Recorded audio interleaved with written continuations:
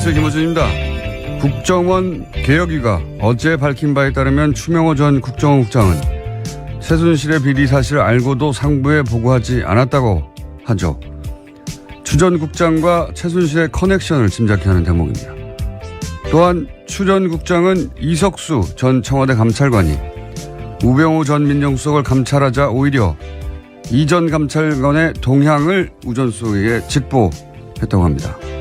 추 전 국장과 우병우 전 수석의 커넥션을 여기서는 알 수 있습니다. 남은 건 최순실과 우병우의 커넥션. 최순실이 작성한 우병우 전 민정수석 청탁용 인사 파일이라는 제목의 문건이 올해 2월 특검에 의해 발견된 적이 있습니다. 이 문건에서 우리은행장이 거론이 되죠. 그리고 추 전 국장은 이 문건이 작성되기 한 달 전 우리은행장 비리 첩보를 수집해서 이를 우병우 전 민정수석에게 직보합니다.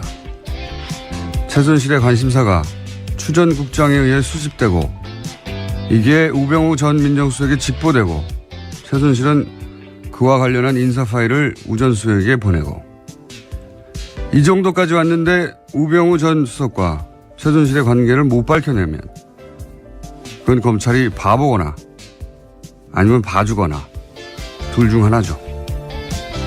그렇기 때문에 다스는 누구 겁니까? 김원준 생각이었습니다. 시사인의 김은지입니다. 다스를 미뤄온 지 2개월 정도 됐는데 드디어 이제 수사가 본격적으로 이루어진다고 해요. 예. 수사가 이제 막 착수된다고 하니까 결과가 나올 때까지 계속 하겠습니다. 오프닝에 대해서 좀 할 말이 좀 더 있는 게 어제 저희가 이거 하다가 뭐랄까요 다 못했다 싶어가지고 제가 오프닝으로 했는데 올해 2월에 그런 파일이 나왔어요. 우병우 전 민정수석 청탁용 인사 파일. 네, 관련해서 장시호 씨가 찍어놓은 사진 파일이었습니다. 그렇죠. 예. 장시호 씨가 이제 이모 심부름으로 파일을 배달하다가 그걸 찍어뒀다. 네, 휴대전화로요. 네, 휴대전화로 찍어뒀고 그 파일이 이제 장시호 씨가 운영하던 한국 동계 영재센터인가요? 네, 영재 스포츠센터라고 합니다. 그 직원의 하드에 있었다. 그게 이제 2월에 진작에 밝혀졌어요. 진작 2월에. 예. 거기에 이제 이철성 경찰청장, 우리은행장 그리고 KTNG 사장 3인의 인사청탁 내용이 들어있었다는 거잖아요. 예.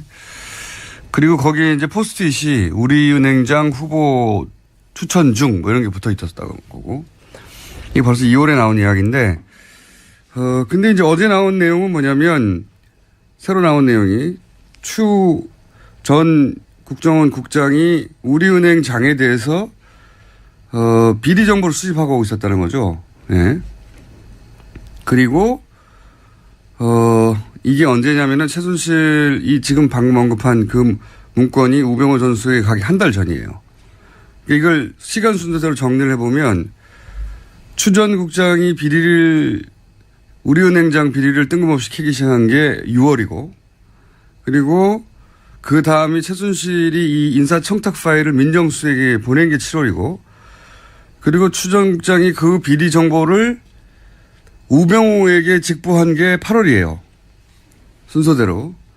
그러니까 이제 이걸 이제 조합해 보면 어떻게 나오냐면 최순실은 추 전 국장을 통해 가지고 자기가 바꾸고 싶은 사람의 뒤를 캐라고 하는 겁니다. 그러면 그쪽에서 열심히 뒤를 캐요. 그리고 자기가 원하는 사람이 있을 거 아닙니까? 추천 중. 원하는 사람은 민정에 보내서 검증을 하게 하는 거예요. 이 사람 해도 되겠냐고.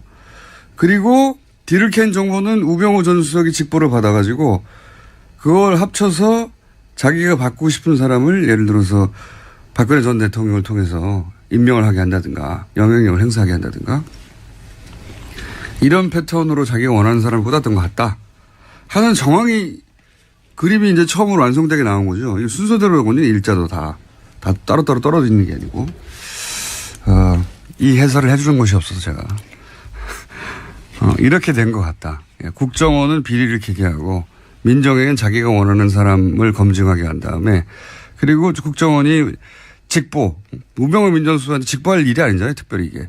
직보하게 한 다음에 결국은 하자가 없으면 그러니까 직보에서 비리가 있는 사람이라고 해서 민정수석을 민정수석 쪽에서는 그 사람을 떨궈내게 만들고 자기가 원하는 사람을 박근혜 대통령을 통해서나 그 압력을 통해서 임명하고 이렇게 한 것 같아요. 본인이 대통령이었던 거죠. 국정원과 청와대를 모두 이용해서 네. 정보를 갖고 사람을 심고. 추 전 국장이 우병우 전 민정수석에게 직보를 한 이유는 최순실 씨한테는 아무런 그 공권력이 없었기 때문에 직접적으로는 자기가 그걸 보고를 받아봐야 그걸 가지고 누굴 때릴 수는 없잖아요. 그러니까 비리를 캐게 하는 것은 하게 하되 그 비리의 결과는 민정수석한테 보고하게 하는 거죠. 그리고 자기는 원하는 사람을 민정수석한테 보내가지고 검증하게 하고 아주 패턴이 딱 나온 것 같은데 이건 아직 해설한 사람이 주시한 내용인데 해설 한번 해봤습니다. 이렇게 된 것 같다. 예, 일자가 나오거든요, 지금. 6, 7, 8. 자, 첫 번째 뉴스가 오래 걸렸습니다. 첫 번째 뉴스는요? 네, 전직 세월호 특별조사위원회 부위원장의 내부 고백이 있었습니다. 일종의 폭로인데요. 박근혜 전 대통령의 세월호 7시간 행적을 조사하지 말라는 지시를 박근혜 청와대에서 받았다라고 밝혔습니다. 현재 대한법률구조공단 이사장인 이현 씨의 발언인데 어제 국정감사장에서 한 이야기입니다. 그때 이제 당시 새누리당 쪽에서 특조위에 있는 사람들은 특별조사위원회가 아니라 특별방해위원회였어요, 완전히. 조사를 철저하게 방해하는. 근데 그 중에서 이제 부위원장이 7시간 행적 조사하지 말라는 지시를 받았다는 건데 이게 이제 미국이나 일본은 국가 정상 일정을 모두 공개하거든요. 분단위로도 공개합니다. 네. 그리고 당일 무슨 특별한 게 없잖아요. 무슨 그 비밀 유지해야 되는 일정이 있었던 것도 아니고 숨길 게 없으면은 이렇게까지 할 이유가 없는 거 아니겠습니까? 당연히. 그냥 뭐 몇 시에 보고받아서 몇 시에 조치하였다. 이러면 될 일인데 특조위 부위원장한테 수석이 둘이 나와가지고 절대로 안 된다고 펄펄 뛰었다는 거는 막아야 했다는 거죠. 막아야. 네, 그래서 실제로 그때 막는 기자회견들을 했었습니다. 막는 역할들을 철저하게 했었었고요. 네. 실행됐습니다. 이게 뭐라고. 예. 이게 뭐라고 막았겠어요. 숨길 게 있었다는 거죠. 예. 실제 며칠 전에도 얘기했지만 9시 30분으로 이제 보고받은 걸 10시로 고쳤다는 거 아니겠습니까? 예. 그때는 사실 10시 15분 이 정도 되면 아점 먹을 시간이에요. 이미 다 일어났어야 되는 시간인데 그때 보고를 받고 45분간이나 무슨 조치를 그럼 이렇게 하세요라는 조치를 하는데 45분이 걸렸다는 거잖아요. 사실 10시 15분에 통화했는지도 확인이 안 되고 있어요. 네, 그냥 서면 보고입니다. 10시에 네. 국가안보실에서 보고를 받았다라는 내용이고요. 네, 이게 진짜로 무슨 조치가 내려왔는지도 확인이 안 되고 있고요. 저는 9시 반에 보고를 받은 것도 이게 최초인지도 확인해 볼 필요가 있다고 봅니다. 이게 청와대에서 세월호 관련해서 세월호뿐만이 아니지만 특히나 세월호 관련해서는 뭐 하나 사실인 게 없기 때문에 현재까지. 예. 이 시간 동안 뭘 했는 건지 도대체. 딱 하나 물증 나온 건 12시 즈음에 최원영 복지수석과 통화한 내용 하나 있습니다. 그건 통화 이제 기록이 예, 통화 기록에 나온 네. 거고 나머지는 통화 기록을 제출하니까 없다는 거 아닙니까? 그렇죠. 통화를 안 한 거로 보여요, 저는. 그렇지 않다면 진작에라도 억울해서라도 냈겠죠. 나온 게 없습니다, 이때까지. 예. 탄핵 국면에서도 계속해서 아무것도 내놓지 않아서 있으면 나왔어요, 벌써. 예, 헌재에서조차 이야기를 했었습니다. 아무것도 제출하지 않았거든요. 달라고요. 예. 그날 연락이 안 된 겁니다, 이거. 그렇게밖에 생각할 수가 없어요. 이렇게까지 많은 사람이 혹은 자신의 탄핵이 걸렸는데도 있으면 다 진작에 내놨죠. 아무것도 못 내놓잖아요. 그래 놓고 이제 저녁에 처음 나타난 거죠. 네, 5시 넘어서 나타났습니다. 그래서 이제 아이들이 구명조끼 입고 있는데 그렇게 찾기가 어렵나요? 이게 첫마디 아닙니까? 굉장히 황당한 발언을 한 거죠. 그때까지 상황 파악도 안 되고 연락도 안 된 거예요. 그렇게 생각할 수밖에 없는 겁니다. 그러지 않고서 이럴 수가 있느냐. 그리고 그러지 않고서 7시간을 이렇게까지 막았겠느냐. 그날 하루 종일 뭐 딴 거 한 겁니다. 라고 저는 생각합니다. 그렇지 않고서야 진작에 억울함을 풀기 위해서라도 통화 기록이 뭐고 다 내놨겠죠. 예. 나오는 게 없잖아요, 지금. 예, 그래서 그때 7시간 조사하겠다고 했을 때도 세월호 특조위를 향해서 청와대에서는 근처에도 얼씬 더 못하게 하겠다 이런 이야기를 했었다라고 합니다. 국가 권력을 총동원해서 대통령의 당일 행적을 막아야 되는 거예요. 밝혀지는 게. 그래서 심지어 새누리당에서 임명한 특조위 부위원장조차도 이렇게 생각했다라는 건데요. 드러나서는 안 되는 이유, 대통령에게 흠이 될 만한 사유가 있구나라고 느꼈다고 이야기했습니다. 아니 그건 뭐 무슨 어려운 추론인가요 이게? 이렇게까지 막을 일이라고 생각 들지 않는다. 이렇게까지 막으니까. 그래서 저는 이 9시 반이라는 문건도 한번 작성된 다음에 또 한 번 고쳐진 것만 두 번째 문건이 아닐까 이런 생각도 하는 것이 숫자가 안 맞아요. 숫자가 안 맞다는 얘기는 이 당시까지만 하더라도 구조 몇 명이라는 숫자가 아직 나오지가 않은 상태였거든요. 근데 거의 최종 숫자하고 비슷한 숫자를 처음 보고받아요. 처음부터. 저는 의구심을 아직도 가지고 있습니다. 예. 지금 뭐 이런 게 드러날까봐 지금 서버를 다 없애버렸다는 거 아니에요? 예. 네, 어제 JTBC가 보도한 내용인데요. 박근혜 전 대통령의 탄핵안이 국회에서 가결된 뒤에 청와대 서버가 무더기로 폐기됐다라고 합니다. 지난해 12월 달에는 서버 22대가 폐기됐고요. 또 탄핵이 결정된 다음인 지난달 4월 달에도 서버 60대가 폐기가 됐다고 합니다. 대통령이 탄핵 때문에 많이 하는 과정에서 이 관련 정보를 내놓으라고 하는데 내놓지를 못하는 걸 보면 없는 거예요. 통화 기록도 없는 거고 다들 거짓말하는 겁니다. 김관진 당시 안보실장도 뭐 자신과 뭐 통화를 했다느니 어쩌고 이런 얘기 했지 않습니까? 안 했다고 봅니다. 저는. 네. 그러니까 못 내놓죠. 네, 우선 기록이 없습니다. 정말. 통화를 했는데 기록이 있으면 도고 반복인데 하여튼 예. 갑자기 승질이 나가지고요. 당시에 세월호 특조위 가지고 얼마나 말들이 많았어요. 예. 이거 그리고 세월호 유가족들이 지금 무리한 거 요구한다고 조중동을 비롯해서 얼마나 난리 쳤습니까 유가족한테. 그때 소위 세금 도둑이라는 프레임으로서 엄청나게 공격을 해댔었습니다. 조중동은 가만히 있나요? 자기들 잘못한 건 고백 안 하나요? 자 다음 뉴스는요. 네, 문무일 검찰총장이 어제 기자회견을 했는데요. 이명박 전 대통령에 대한 수사 가능성을 시사했습니다. 어제 기자간담회에서 이 전 대통령도 수사 대상이냐라는 기자들의 질문에 이렇게 답했습니다. 수집된 증거를 갖고 검찰이 외면하기는 어려울 것이다. 수사 대상에 한정이 있는 것도 아니다라고 말했습니다. 그러니까요. 이제 검찰총장도 법무부 장관도 이렇게 나오는 걸 보면은 이명박 전 대통령 수사하겠다는 거죠. 예, 될 것 같아요. 예. 될 것 같고 어제 문무일 총장이 한 말 중에 개인적으로 굉장히 중요하다고 생각하는 멘트는 이겁니다. 그 과거 이뤄진 수사들이 이제 다시 하나둘 다시 한번 들춰지고 재수사되고 있다. 그러니까 검사가 사건 처리한 이후에도 혹은 퇴직한 이후에도 계속해서 자기가 한 수사에 대해서 명예가 손상될 수도 있는 일이라고 생각할 수밖에 없다. 이제는 이게 잠시 정권에 충성하면 출세하고 다시 되묻지 않고 그게 반복되어 오다 보니까 정권 시킨 대로만 했잖아요. 근데 이 말이 맞는 말이거든요. 지금 7년, 8년 전에 했던 수사들이 다시 들춰져가지고 그때 누구 봐준 거 아니냐고. 네, 털어뒀다라는 비판을 아주 많이 샀습니다. 저는 그래서 이 적폐청산 단어가 점점 좀 지겨워지는 단어이긴 합니다. 단어 자체는 좀 바꿔야 되겠어요. 적폐 말살이라든지 뭘로. 근데 이게 굉장히 중요한 것이 이번 정부에서 이걸 제대로 해야지 앞으로 어떤 정부도 불법적으로 뭔가 검찰을 통해 가지고 자기 뜻대로 시키고 이렇게 못하게 되는 거거든요. 검찰이 안 하게 되는 거죠. 이거 내가 지금 했다가 5년 있다가 10년 있다가 15년 있다가 혹은 퇴직하고 나서라도 계속 쫓아와서 자기 명예를 손상을 입히고 다시 자기가 책임을 져야 될 일이 생길 수 있잖아요.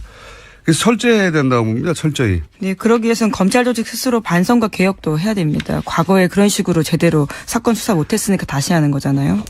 반성을 해야 되는데 네. 예, 당연히 스스로 반성하기는 어렵거든요. 네, 그래서 이 과거에 잘못된 수사들 혹은 뭐 정권이 만들었던 수사들 결과 반드시 다시 되짚어서 뭘 또 하냐고 하는 얘기 하지 말고 다시는 못하게 해야 돼요. 그래서 내가 잠깐 정권에 충성했다가 두고두고 평생을 고생하는구나.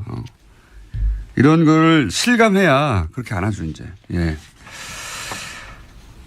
오늘 이렇게 아이템이 진행이 안 되나? 다음 뉴스는 뭡니까? 짧게 할게요. 네, 검찰은 백남기 씨 사건 관련해서요. 700일이 넘은 어제서야 경찰의 물대포가 사망 원인이라고 결론 내렸습니다.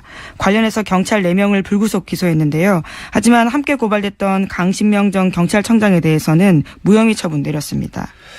저는 강신명 전 경찰청장이 현장에서 지휘감독을 하지 않았고 그렇기 때문에 직접적으로 법리적으로 이제 적용하기 어렵다는 건 알겠어요. 그런데 지금 700일이 걸렸잖아요. 실제 물대포가 원인이라고 결론 내리는데 그게 700일 걸리는데 전 경찰청장이 역할을 했어요. 당연히 어떻게든 막았겠죠. 이거에 대한 책임을 물어야 된다고 봅니다. 예. 이 당시 현장 지휘감독 책임을 물을 수 없는 거는 따지고 보면 그럴 수도 있어요. 없었고 도의적인 책임이나 뭐 지휘감독의 책임 묻기 직접적으로 어려울 수는 있는데 그걸 막은 건 이 양반한테 책임을 물어야죠. 예. 그 대목에 대해서 다시 수사가 이루어지거나 혹은 뭐 고발이 다시 이루어지거나 할 수도 있을 거라고 봅니다. 저는. 지금은 이제 지휘감독에 대한 책임을 물었다고 보면. 네, 예. 하지만 당시 최고 지휘부이긴 했습니다. 강신명 전 청장 같은 경우에. 그래서 뭐 예를 들어서 최고 지휘부로서 책임을 지고 사퇴한다 뭐 이런 책임을 보통 묻긴 하는데 그게 아니라 법적인 책임을 물을 때 어떻게 700일이나 걸렸느냐. 예. 이 책임은 저는 전 경찰청장이 져야죠. 예. 그 대목에 대해서는 누군가가 또다시 그 질문을 하게 될 거라고 봅니다. 다음 뉴스는요. 네, 지난해 10월 달에 고용주 방송문화진흥회 이사장이 김기춘 전 대통령 비서실장과 호화 골프 회동을 했다라는 보도가 나왔습니다. 이 과정에서 고 이사장 등은 김영란법 위반을 했다라는 의혹도 제기되는데요. 어제 MBC 노조에서 기자회견을 했습니다. 김영란법보다 더 중요한 거는 최순실 게이트가 올라올 때 김기춘 전 비서실장이 MBC 관계자들을 따로 만났다는 거죠. 핵심은. 예. MBC에서는 최순실 관련 보도가 거의 안 나왔죠. 예. 네, 찾아보기 힘들었습니다. 정말. 그런 상관성이 있지 않겠는가 하는 의혹을 가질 만한 내용이고요. 다음 뉴스는요. 네, 박근혜 정부 초기 국군 기무사령부가 김관진 국방부 장관이 인사 독점한다라는 보고서를 청와대에 올렸다라고 합니다. 그러면서 장관 교체가 최선의 방안이다라는 내용도 있다고 하는데요. 더불어민주당의 이철희 의원이 열람한 문건 내용입니다. 특히 이명박 정부에서 정치권의 영향력자들이 군 인사에 개입해서 인사기강의 문란이 자초되고 있다라는 내용도 있습니다. 김관진 전 실장은 형사 책임을 면키 어려운 영역이 아주 광범위하게 확대돼 가고 있네요. 예. 본인이 마음대로 인사를 주물러서 예. 기무사조차 장관을 바꿔야 된다. 이런 얘기 보고에 있었다는 얘기죠. 네, 기무사 보고에 보면 이런 내용이 있는데요. 새 정부 들어서 예상과 달리 현 장관이 유임됐다라는 내용이 있습니다. 예상과 달리. 어쨌든 김관진 전 실장은 예, 두루두루 참 역량이 출중했어요. 네, 자 다음 하나 정도 더 하면 끝내야 될 것 같습니다. 예. 네, 국민의당이 다른 정당과의 통합 문제와 관련해서 비밀리에 여론조사했다라는 오늘 아침 조선일보 보도가 있습니다. 그 결과 국민의당과 바른정당이 합당할 경우 시너지가 가장 크다라는 내용이 담겨 있다고 합니다. 저도 좀 이 기사는 봤는데 좀 재밌는 기사예요. 예. 민주당과 국민당이 합칠 경우에는 산수랍보다 작다. 지금 현재 지지율. 당연한 거 아닙니까? 호남에서 지지율도 겹치고 보수층도 빠져나가고 민주당 단독으로 이미 50%대잖아요. 예. 더 올라갈 데가 별로 없어요. 사실은 한 정당이. 예. 그리고 자유하고 바른이 합쳐도 산수랍보다 적다는 거 아닙니까? 당연하죠. 여기서는 또 중도 보수가 빠져나가겠죠. 예. 자유한국당의 극우적인 이미지이기 때문에. 그래서 남는 건 이제 국민의당과 바른당이 합치는 게 낫다. 이건데 이건 저는 이제 조선일보가 국민의당이 민주당과 합칠까 봐 걱정이 돼가지고 바른정당과 합치라고 예. 지금 바람잡이 코치해 주는 거예요. 예. 네, 물론 여론조사 결과이긴 합니다. 아니 근데 거기에 대한 분석을 얼마든지 다르게 할 수도 있거든요. 예. 바로 조선일보가 걱정하는 거죠. 지금 국민의당이 민주당과 합당될까 봐. 조선일보 수고하고 있고요. 여기까지 합시다. 예. 시사인의 김은지였습니다. 감사합니다.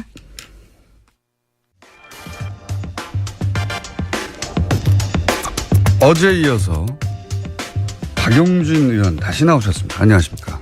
너무 자주 나오죠. 안녕하세요. 박용진입니다. 저희가 연속으로 스튜디오 직접 출연하신 분은 최초입니다. 영광입니다. 전화 연결은 한 적이 있는데 직접 연속으로 왜냐하면 이 사안을 이 포털이나 이런 데서 크게 보도를 안 하고 있어요. 안 해요. 예. 다른 언론들도요. 눈만 껌뻑껌뻑 하고 있어요. 굉장히 중요한 사안인데 제가 보기에는 그렇습니다. 이게 정말 삼성의 힘인 건지 아니면 사안의 중요도가 떨어져서 그런지 근데 저희는 사안이 대단히 중요하고 크다. 왜냐하면 지금 의원님 말씀대로고 그게 제대로 밝혀지고 나면은 조 단위의 세금이 들어오는 거 아닙니까? 네. 그리고 그만큼의 처벌이 삼성한테 갈 것이고 굉장히 중요한 사안인데 그리고 처음으로 밝혀낸 건데 보도를 안 해줘가지고요.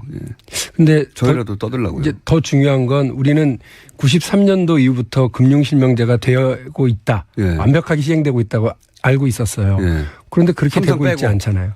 삼성 그리고 정치인 권력 가진 사람 힘 있는 사람 돈 많은 사람은 다 차명 계좌로 뭔가를 하고 있고 우리 서민들만 가면 뭐 해라 해가지고 서류만 한 10대 장에 사인을 해야 계좌 하나 열리죠. 그리고 그렇다고 해도 삼성처럼 누군가가 예를 들어 차명이 있다 하더라도 사조식이나 있겠습니까?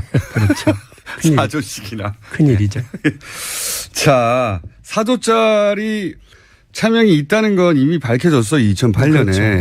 근데 이제 그때 어제 내용을 잠깐 요약하면 그때 당연히 세금 내고 벌금 내고 기타 등등 내야 될 거 다 낸 줄 알았어요. 안 냈더라. 그걸 정상적으로 냈으면 거의 사조가 다 털릴 수도 있는 이 털린다는 표현은 어제 의원님 직접 하신 겁니다. 털릴 수도. 아니 어제는 까일 수도 있다고 그랬죠. 지나치게 저렴하게 하셔가지고 다 없어질 수도 있는 돈이었는데 세금으로 털어서. 그런데 고스란히 다 이건희 회장의 개인 주머니로 들어갔더라. 더구나 개인 주머니에 들어간 것이 삼성의 지배력을 강화하는데 고스란히 쓰였더라. 그렇습니다. 근데 그걸 또 감독기관에서는 구입 당시의 가격으로. 구입 당시의 가격으로 지분을 인정해줘서 삼성만 금산분리에서 벗어나도록 해줬더라. 이런 특혜의 종합판을 어제 봤는데 그래서 끝난 줄 알았더니 또 있다고 그래가지고 오늘은 더 재밌는 게 있다고 그래서 나오셨습니다. 그 후속으로 뭐가 있습니까 또? 일단 확인할 거는요. 삼성이 지금 기자들을 대상으로 해서 우린 세금 낼 거 다 냈다 이렇게 얘기를 하고 있는 걸로 제가 파악을 했어요. 우리 전면에 나서서 정직하게 얘기를 하면 되는데 그렇게 안 하고 이제 기자들 대상으로만 하는 거예요.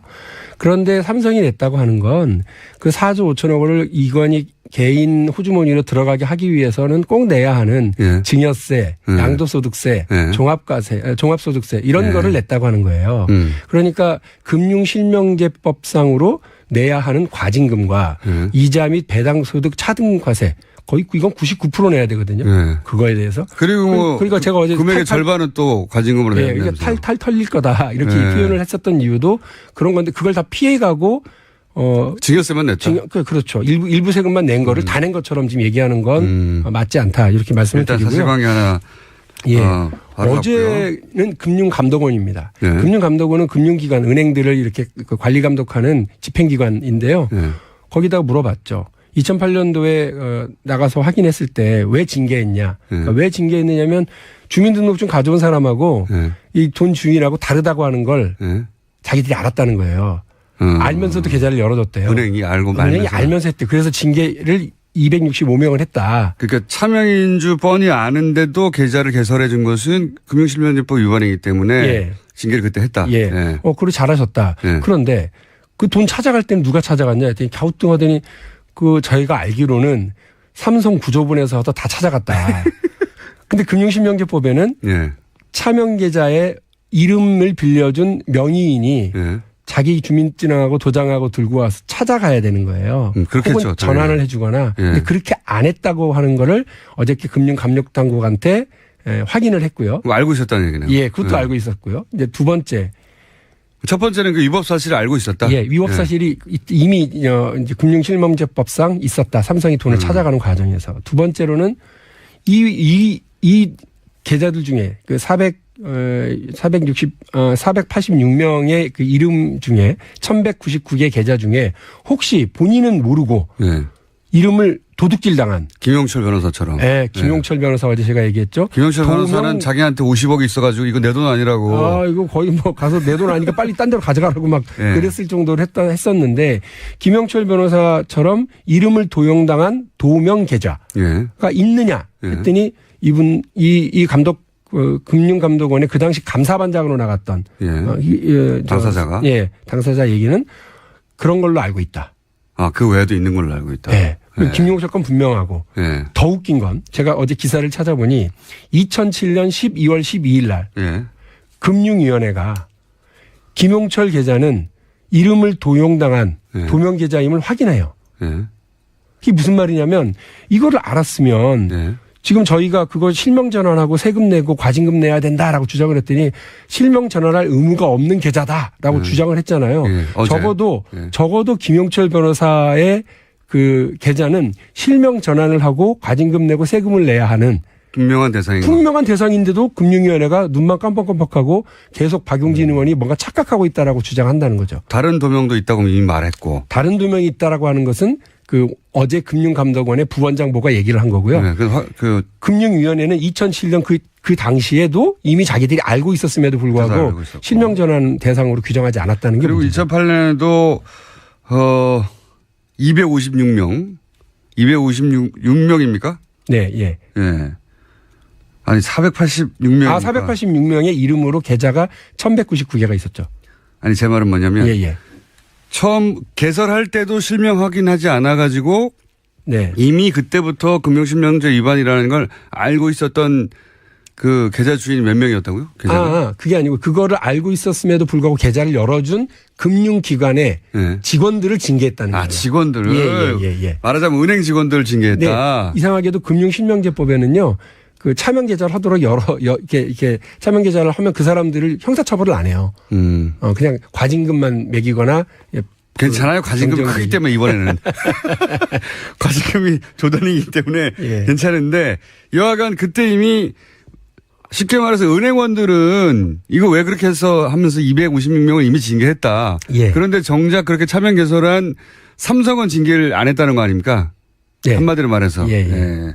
그런 얘기고요. 삼성이 해야 될 법적인 의무를 다하지 않도록 길을 열어준 거죠. 그러니까요.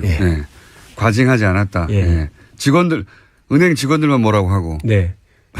2004년부터 그런 거래를 하는 은행 직원들에 대해서는 기관에 대해서는 과태료를 물어왔던 금융위가 2008년에 와서는 엉뚱하게 다른 해석을 하면서 삼성 이건희의 4조 5천억 원 차명 계좌에 대해서는 과징금도 그리고 이자 소득세와 배당 소득세에 대한 과세에 대한 근거도 전혀 이야기하지 않는 좀 엉뚱한 금융위가 되더라 이런 거죠. 혹시 이 금융위가 고스란히 지금까지 있어서 지금 국감을 받고 있는 그 금융위입니까? 그 구성원이 거의? 제가 그때 당시에 말단 직원부터 다 있었냐 했더니 말단 직원들도 그대로 다 있고요. 그 일에 다 관련이 되어 있는 직원들인 거죠. 그렇군요. 본인들이 했던 일에 대해서 왜 그렇게 할 수밖에 없었는지 이제 그 정당성을 주장할 수밖에 없겠네요. 자기들이 한 일이면. 그렇죠. 그러니까 어떻게든 이거에 대해서 자기의 방어 논리를 구축할 수밖에 없다. 그래서 제가 어제도 말씀드렸습니다만 이거 집권하고 좀 5, 6개월 지나고 났는데 이제 보니 대통령만 문재인이고 금융위는 MB 금융위 아니냐. 이명박 때 금융위가 그대로 그냥 우리한테 그 시절 2008년이니까 왔구나. 이런 생각입니다. 그 시절 금융위가 여전히 금융위에 있군요. 그 시절. 자, 이게 다가 아니라면서요. 이게 다가 아니죠. 저희가 금융위원회를 막 시중 언어로 막 조지다 보니 금융위원회가 자기들이 아무 죄가 없다고 그러면서 몰랐던 팩트를 막 들고 와서 해명을 하는데. 재선되기 싫으세요? 예? 무슨 말씀이신가? 악담을 아침부터. 어쨌든. 이게 하는데 그 중에 느닷없이 그 의원님 잘 모르시겠지만 과징금 대상이 아니에요. 그러니까 만일에 실명전환 대상이더라도 과징금 대상이 아닙니다. 무슨 말이에요? 그랬더니 93년도 이전에 개설한 금융실명제 긴급명령이 선포되기 이전에 개설한 계좌들은 과징금 50%를 때리는데 선포하고 이후에는 과징금 대상은 아니라는 거예요. 다만 이자 소득세와 배당 주식에 대한 배당 소득세에 대한 중과세 2차 등과세 법이 93년에 생겼기 때문에 긴급 명령이 생겼기 때문에 93년 이전 거를 전환하지 않으면 과징금을 때리는데 그렇죠. 그 이후에는 그렇게 하지는 않고 그 거기 이제 거기서 불로소득만 때린다. 그런데 1199개 중에 1021개는 20개를 뺀 1021개는 네, 전부 다 거의 93년 이후에 개설했다는 거예요. 93년 이후에 개설했다. 그러니까 과징금 대상이 아니라는 걸 주장하려다 보니까 그 얘기를 하더라고요. 그래서 93년 이후에 개설됐다. 순간 멘붕이 오죠. 왜냐? 이건희 회장이 아니라 이병철 회장이 80년대에 돌아가신 거 아닙니까? 87년이요. 그러니까 근데 이 돈의 근거가 특검과 삼성의 주장이 뭐냐면 이병철 회장이 이건희 회장에게 물려준 상속재산이다. 그렇죠. 그러니까 내 돈이다. 이러고 가져간 거 아니에요. 사망한 이후에 개설됐어. 근데 87년에 사망하신 분이 6년 뒤에 그 돈을 했다라고 하는 게 과연 타당한 얘기인가라고 하는 의문이 들죠. 그래서 이게 과연 이병철의 상속재산인지를 입증하는 것도 굉장히 큰일이네요. 그렇죠. 삼성 입장에서 어떻게 입증했죠 이걸? 전 모르죠. 특검이 알고 있어요. 근데 이게 상속재산인지에 대한 새로운 의문이 생기고 특검 수사 결과에 대해서도 의구심이 생길 수밖에 없잖아요. 상속재산이 아닌 것 같은데요. 아닐 것만 같은데요. 그래서 지금 저는 이제 그걸 들었던 그 시점에는 멘붕이 와가지고요. 저도 보좌관들도 다 멘붕이 와서 멍하니 있다가 완전 다른 얘기다 지금. 여전히 그럼에도 불구하고 93년 이후에 개설을 했더라도 이자 소득세, 배당 소득세는 살아있다. 그럼 6년이나 있다가 상속을 했다는 건가요? 사망한 이후에? 고민이 많으셨나 봐요. 이거 참. 그러니까 자 정리를 하면. 잠깐만요. 예. 그때 당시에 삼성의 영업이익이 얼마였습니까? 파악을 해봐야 되는데요. 삼성전자도 조 단위 이상으로 뭐 영업이익이나 이런 게 올라오는 건 아주 최근의 얘기예요. 그렇죠. 그러니까 87년이면 30년 전이라서 아마 삼성그룹 전체를 다 합쳐도 영업이익이 1조가 안 될 거 아닌가 이런 생각이에요. 근데 그때 4조짜리 통장 이름 정체를 알 수 없는 금액이 있었다는 거 아닙니까? 이거는 비자금으로 분류해야 되는 거 아니에요? 그래서 그때 당시에도요. 김용철 변호사도 이건 삼성의 비자금이다. 따라서 횡령과 배임이다. 회사 재산을 그렇죠. 빼돌린 거다라고 얘기를 하고서 고발을 했는데 결과는 비자금 그러니까 구속을 면할 수 없는 비자금 횡령 배임도 벗어나고 또 돈을 다 털릴 수밖에 없는 금융실명제도 벗어나는 거고 그냥 비자금을 합법적으로 상속재산으로 만들어 거죠. 만들어. 그게 특검의 결과라고 해서 비난이 많았어요. 굉장히 친절한 특검이었어요. 그렇게 돼버렸죠. 그래서 삼성에 대한 특검이 아니라 삼성을 위한 특검인 거 아니냐라는 비난도 그때 있었던 걸 기억하실 거예요. 비자금일 것 같은데요. 아니 어떻게 사망하고 나서 6년 있다가 그 돈을 은행에 집어넣으면서. 근데 이게 회사 돈에 대한 비자금 횡령 배임 이런 거는요. 정말 세요, 형이. 그래서 이 부분과 관련해서 어떻게든 빠져나가려고 했을 텐데 제가 이거를 뭐 그냥 방송에서 이렇다고 단정할 수는 없고요. 어쨌든 이러한 새로운 상황에 맞춰서 새로운 진실의 퍼즐을 하나하나 맞춰나가려고 하고 있어요. 알겠습니다. 또 나오셔야 될 것 같은데. 제가 봐서는 뭐 고정으로 가지 않을까. 참고로 조지다가 표준어긴 합니다. 아, 그런가요? 국회에서는 이게 영업에 쓰는, 영업이란다. 우리 업무에 쓰는 언어이긴 해, 우리끼리. 저렴하긴 하지만 앞으로 자주 써주세요. 표준어니까. 이거 굉장히 중요한 건을 지금 겨우 끄트머리를 잡았을지도 모른다는 생각이 들어요. 어쨌든 저는 이제 그 말은 꼭 하고 싶어요. 이제 금융위원회가 금융실명제라고 하는 참 좋은 법안을 안정적으로 운영하고 정착시키는 역할을 해야 되는데 뜻밖으로 차명거래 촉진법으로 지금 해석하고 널리 장려하고 있다라고 하는 점에서 씁쓸하기 그지없고 일반인한테는 안 되고 삼성 돼야지 되는. 대통령만 문재인이고 여전히 우리 관료들은 이명박 박근혜 시절에 살고 있는 건 아니냐라고 하는 분노도 치밀어 오르고요. 이 문제에 대해서 진실 접근들을 하나하나 해나가는데 더불어민주당하고 박용진하고 열심히 노력을 하겠다고 하는 약속은 드릴게요. 다스가 검색어가 되는데 2달 걸렸거든요. 네. 2달 정도 계속 새로운 걸 갖고 오시면 이게 올라올 것 다스에서도 이 차명 계좌가 느닷없이 전환되고 하는 그런 것들이 있다면서요. 있다고 하네요. 그래서 네. 이 문제와 관련해서 저는 금융위원회가 금융실명제를 제대로 정착시키는 데 역할을 안 한 게 못하고 있는 게 혹시나 정치 권력과의 관계, 돈 많은 사람들과의 어떤 그런 부분에 있어서 제대로 된 공무원의 역할을 못하기 때문은 아니냐라고 하는. 굉장히 부드럽게 말씀하시네요. 어제 좀 너무 세게 얘기했다는 얘기도 있어서요. 약간. 자, 네. 더 가져와 주세요. 더. 예. 네. 배가 고픕니다. 쭉쭉 파겠습니다. 네. 큰 고구마가 하나 걸려가지고. 자, 지금까지 박용진 의원이었습니다. 감사합니다. 네, 고맙습니다.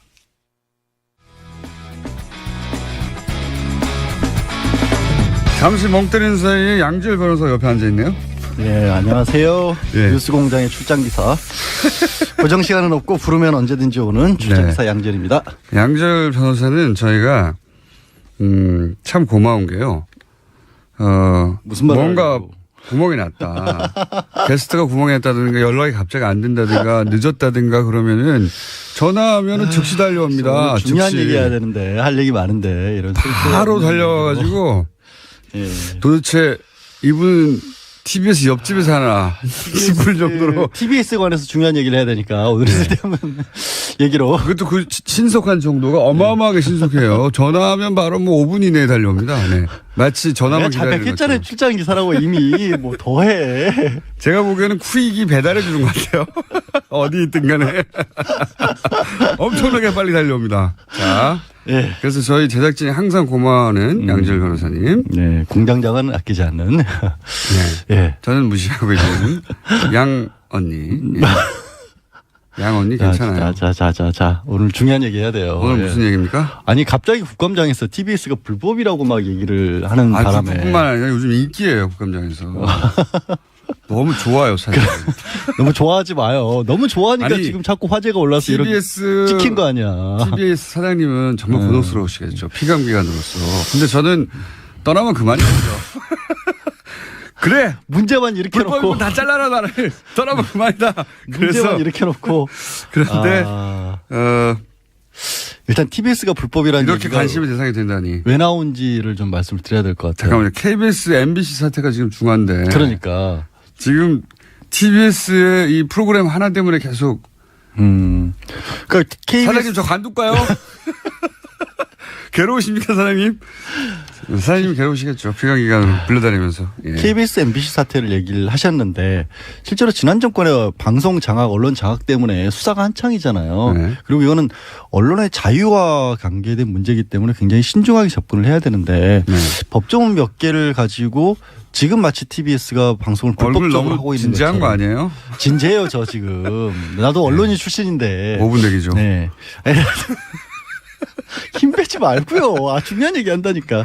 근데 이게 어떻게 된 거냐면 방송법상의 전문 편성 방송이라는 게 있고 뭐 종편이라고 할 때 종합 편성 방송이라고 하듯이 지금 TBS는 전문 편성 방송에 해당이 되기 때문에 교통정보를 전문적으로 다루는. 근데 방송법에 따르면 전문 편성 방송은 이 원래 전문으로 하는 거 말고는 교양이나 오락 프로그램은 내보낼 수가 있어도 시사 보도 프로그램은 내보낼 수 없다라고 돼 있는데 지금 뭐 뉴스공장을 비롯해서 저녁에 하는 방송도 그렇고 보도 프로그램, 시사 프로그램 하고 있지 않느냐. 뭐 종교 방송도 하고 있잖아요. 그러니까 이게 불법이라는 얘기를 꺼낸 거예요. 네, 그렇게 이제 문제 제기를 한 거고 문제 제기를 한 것인데, 근데 이거 방송법을 좀 봐야 되는 게 방송법이 63년도에 만들어져서 지금까지 63차례나 딱 우연도 겹치네요. 고쳐졌어요. 왜 그러냐면 미디어 환경이 굉장히 빠르게 변하고 있으니까 자주 바꾼 건데 방송법 중에 중요한 어떤 변경 시점이 몇 군데 있는데 그중에 첫 번째가 80년도예요. 아예 방송법을 없앱니다. 네. 그러니까 전두환 씨가 버리죠. 언론 네. 통폐합을 하면서 방송들을 다 장악을 하면서 없앴다가 이게 87년도에 부활이 돼요. 민주화가 되면서 그때 무슨 방송이 들어오냐면 방송법에 없던 방송이 특수 방송이라는 게 생겨요. 그래서 종교, 교육, 교통이나 기상 같은 특수한 목적을 수행하기 위한 허가받은 방송국이다라는 TBS가 그런 조항이 생겨요. 그렇죠. 특수 방송이 되는 87년도에 네. 그리고 나서 TBS가 88년도에 그때까지는 교통정보라는 게 없었거든요. 그러다가 서울 교통 정보를 안내할 만큼 차가 많지가 않았어요. 그러니까 서울 올림픽 때문에 갑자기 차가 늘어나면서 시범 방송을 88년도에 시작을 해요. 네. 그랬다가 90년도에 이제 변호사님 예? 5분 내에 끝내야 돼요. 빨리 정리하세요. 90년도에 이제 정식 개국을 하는데 말씀드렸다시피 그럼 이건 특수 방송이란 말이에요. 예. 교통을 전문으로 하기 위한. 그런데 그때는 방송 편성에 관해서 허가받은 주된 방송이 충분하게 반영만 하면 된다. 그러니까 특별히 금지를 하지 않았어요. 예. 그래서 이미 그때 허가를 받고 설립을 한 겁니다. 예. 그렇게 해서 지금 30년 가까이 운영을 하고 있고 예. 방송법이 주요 변경 사항이 있다고 말씀을 드렸는데 언제 또 바뀌냐면 2000년도에 또 한 번 케이블 바뀌어요. 생길 때 바뀌죠. 위성 방송. 예. 그 전에 90년대 초중반에 케이블이 생겼고 난립을 하다가 몇십 기까지는 괜찮았는데 위성 방송 들어온다니까 네네, 수백 맞아요. 개가 될 수도 있다. 네, 수백 개가 이러니까 됐죠. 뭔가 방송에 정비를 해야 될 필요가 있다라고 하면서 나누는데 그중에 전문 편성이란 방송을 새롭게 만든 겁니다. 새로운 컨셉이 여기 개념이 등장한 개념이 등장한 거죠. 예. 근데 그 왜냐면 전에는 요리, 예. 낚시 이런 식으로 그렇죠. 요리, 낚시, 뭐 그 등산, 예. 바둑 이런 것들이 들어온 거예요. 그 전에는 특수의 개념이 네. 있다가 이제는 전문의 개념이 나온 거예요. 특정 방송 분야를 전문적으로 편성하는 방송이라는 예. 거예요. 그래서 전문 편성 방송이 생겼는데 이 황당한 거는 그러면서 특수 방송을 빼버려요. 이거를 일부러 빼거나 없앤 게 아니라 여기에 포괄된다고 생각을 한 거죠. 그냥 왜냐하면 전문- 그때 방송 환경으로는 포괄될 것만 같았거든요. 전문이라고 하면 그냥 다 들어가니까 교통방송도 이름이 교통방송이니까 그냥 전문 방송이겠거니 생각을 해버렸는데 여기에 난점이 있어요. 뭐냐면 이 국회에서 그 아까 말씀드린 것처럼 전문 편성을 하면 교양이나 오락만 하고 나머지는 원래 전문 영역을 해야 된다라고 법이 돼 있거든요. 네. 그 법대로 하면 100분의 60% 전체 시간의 60%를 교통 정보를 방송을 해야 돼요. 예. 그러니까 이 시간대에 1시간 중에 36분을 계속해서 교통 정보를 틀어야 되는 겁니다. 그게 아니라 하루 종일을 따질 거야 아마. 아, 그렇죠. 어쨌든 그럼 하루 종일 따지더라도 편성, 그러니까 편성이 60%가 되면 어떤 시간대에는 그럼 하루 종일 그 편성 시간 내내 교통 정보만 내보내는 방송이 만들어져야 되는데 라디오에서 그게 가능한가요? 말도 안 되는 얘기인 거거든요. 네. 애초에 이 방송용으로 만들어진 게 아니에요. 그럼 애초에 처음에 법이 있었을 때 설립 근거를 가지고 방송통신위원회에서 허가를 받아서 운영을 해오던 방송국이 국회의원들이 법을 만들면서 흠결이 생긴 것 때문에 갑자기 불법 방송으로 바뀔까요? 그럴 수는 없다라는 거죠. 네. 그 조금 말씀하신 것처럼 종교 방송들도 있고 뭐 기상 같은 거는 딱 특히 하는 게 없지만 그거를 어떻게 보면은 끌어다가 갑자기 불법 방송이라는 주장을 하고 있는 거죠. 그 이전에 교통방송이 이미 존재했는데 그렇죠. 나중에 케이블 위성이 생기면서 그 케이블 위성에 맞는 개념이 나중에 만들어진 거예요. 근데 거기만 맞는 거지 그 이전에 있던 방송하고는 안 맞는 거거든요. 왜냐하면 네. 그때 한참 새로운 매체들이 생기고 이게 위성도 생기고 뭐 인터넷 업체도 생기고 하니까 IPTV 이런 걸 준비를 하고 하니까 라디오는 옛날 매체잖아요. 아무 생각 없이 그냥 전문 중에 하나겠지 해버린 거예요. 이 전문은 그러니까 기존의 라디오를 포괄하는 게 아니라 이 전문은 사실은 새로 만들어지는 만들어진 방송들. 케이블이나 위성을 상대로 만들어진 개념이었어요. 그리고 실제로 그렇기 때문에 우리는 이 TBS 같은 경우에는 계속해서 7년마다 방송통신위원회의 승인을 받아야 되거든요. 근데 2013년도에 재허가를 받을 때도 교통과 기상을 중심으로 한 방송상 전반에 관해서 할 수 있다고 허가를 받았어요. 그러니까 법이 없기 때문에 결국에는 행정부에서 재량으로 이거를 결정을 해야 되니까 행정부에서 허가를 해준 방송인 거예요. 왜냐하면 해석의 문제거든요. 이렇게 되면. 네. 그리고 나서 생각해보면 어려운 게 아니에요. 특수, 교통이나 종교는 특수로 생각했구나. 그리고 나서 요리 프로그램이니 뭐 이런 거 전문적으로 하는 방송이 생기니까 전문 평성이라는 개념이 생겼고 그 다음에 이제 그 방송들은 그 전문 방송들은 자체 제작에 한계가 있으니까 40%는 그냥 교양 오락 같은 걸 다른 데서 튼 걸 재방송을 틀어도 된다. 네. 왜냐하면 전부 다 만들어서 하면 방송국 운영이 너무 부담스럽으니까 이런 개념이었거든요. 그러고 나서 이제 보수 매체들이 자기들한테 방송 달라고 하니까 종편이라는 개념이 생긴 겁니다. 종합편성 방송도 네. 그때쯤 만들어졌어요. 그래서 종편, 전문, 특수 이런 개념들이 그때 생긴 거고 이게 이제 이 시대 변화에 따라 생긴 건데 이게 정확하게는 맞아떨어지지 않으니 그때 모든 매체를 다 개념 짓지 못하니까 그래서 행정부에서 너무 그 박근혜 정부 방송해라. 때도 예. 아니 그러니까 제가 보니까 2015년 7월부터 TBS를 나오고 있었거든요. 이명박 정권 때였어요. 이명박 박근혜 때도 다 허가증 나왔어요. 대통령이 두 번이 바뀌는 단 광고만 안 그렇죠. 합니다. 상업 방송이 아니기 때문에. 네. 근데 그때도 국감 때 다 시사 방송 한다고 했었어요. 한 가지 문제라면 지금 이제 독립법인이 아니라는 문제는 문제가 있긴 한데 그건 별개의 문제입니다. 별개의 문제고 네. 아니 뉴스 공장이 불편하면 김어준을 쫓아내면 되지. 맞습니다. 왜 TBS가 불법이라고 맞습니다. 그러냐고. 이거는 TBS 불법을 주장할 그리고 게 아니고 예. 김어준을 잘라라고 주장해야 돼요. 김어준을 자르고 싶은 건 사실은 방송의 주인은 네. 청취자잖아요. 게다가 청취율이 안 나오고 실제 보도 금지를 못하게 시사를 못하게 하는 방송은 따로 있어요. 그렇죠. 그거는 따로 명기해 줍니다. 예. 김어준을 TBS 는 쫓아낼 그게 없어요. 방법은 간단해요. 김어준이라는 방송에서 청취율이 떨어져 청취자들이 공감을 못하겠어 재미가 없다. 그러면 알아서 담당 PD가 형님 저 좀 보십시오 하고 위에서 양절로 바꾸래요. 이렇게 됩니다.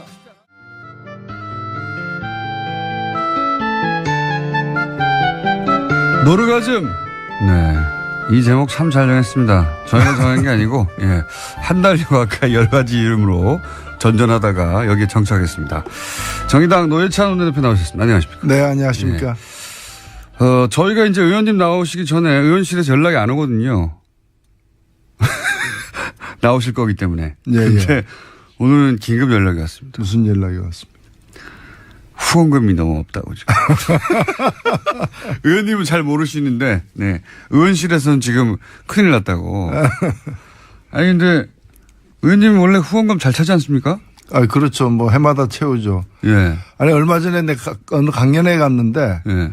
그 어떤 분이 이제 질문을 하는데 그 후원금을 내고 싶은데 예. 이제 저는 후원금이 다 찼을 거니까 그럼 누구한테 내면 좋으냐고 이렇게 해서 제가 그러니까 의원님은 다 찼을 거라고. 예년에 계속 차왔으니까. 예. 찼을 거라고 생각하는데 의원실에 저희가 그래 똑같은 질문을 했죠. 아니, 의원님이 어떻게 안 찼냐고.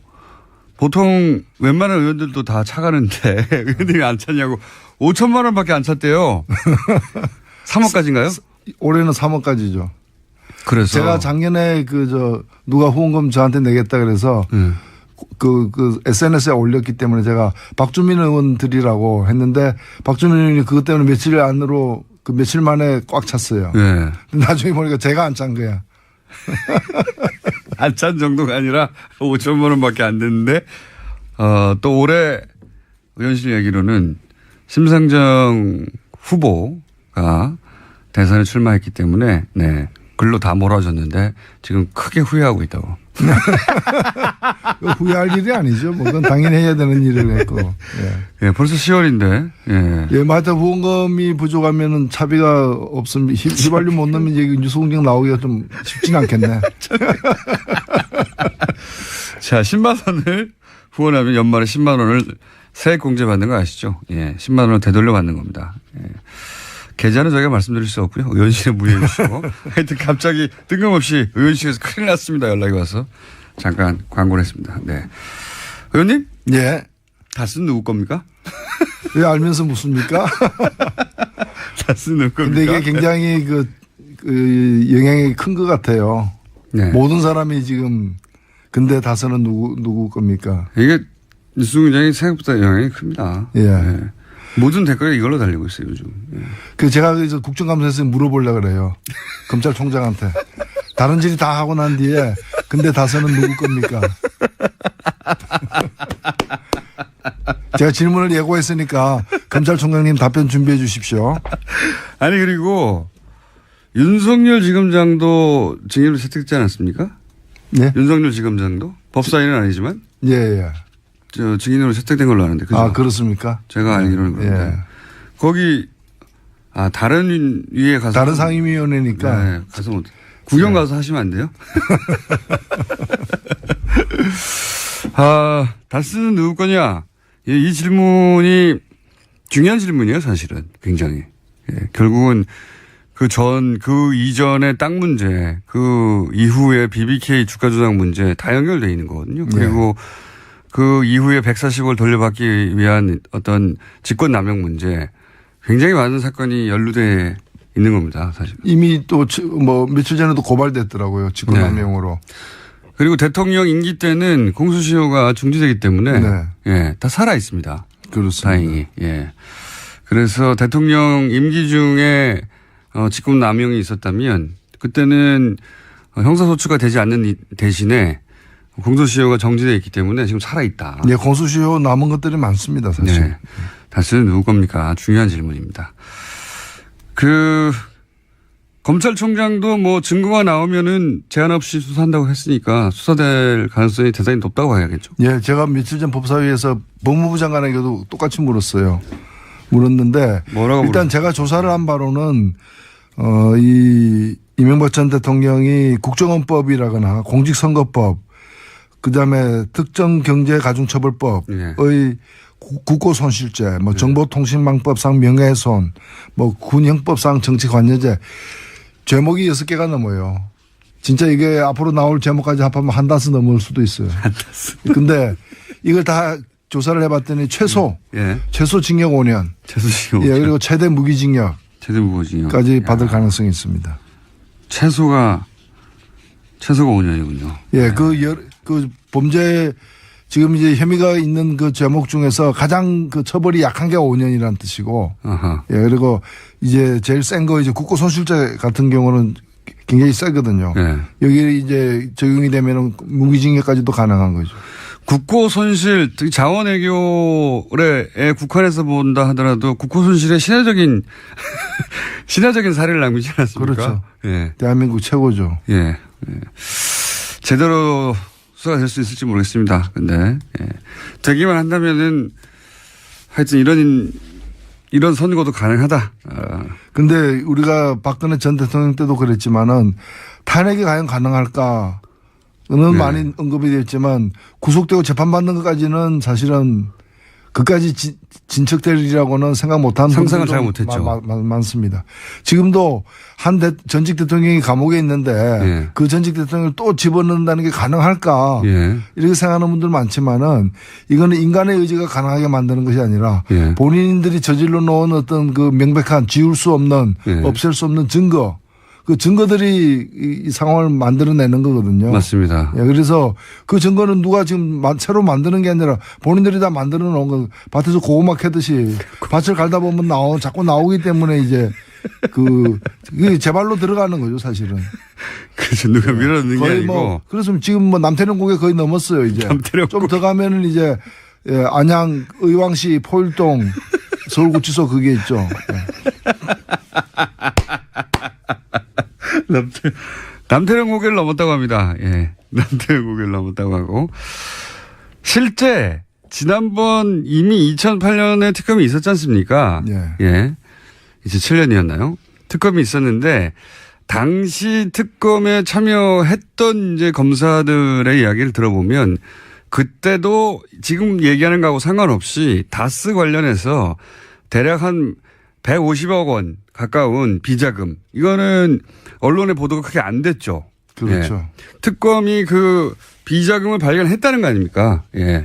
지금 매사 나오는 얘기지만. 비자금을 발견했고 당시에 그 퇴임 후에 사저 마련을 위해서 갖고 있던 그 돈이 그 비자금으로 나왔다는 거를 한 단계만 더 수사하면은 그렇죠. 이제 확인될 수 있는 그런 상태에서 덮어버린 거죠. 덮어버렸다고 당시 수사에 참여했던 검사가 얘기를 하고 또 그 팀에 있었던 검사가 이번에 이 배당이 됐어요.